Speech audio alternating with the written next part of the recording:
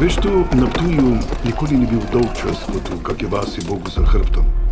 Stoji prav na križišču poti, kjer so vedno hodili iz sončne Italije v Panonsko nižino in od alpskih vršacev na Balkan.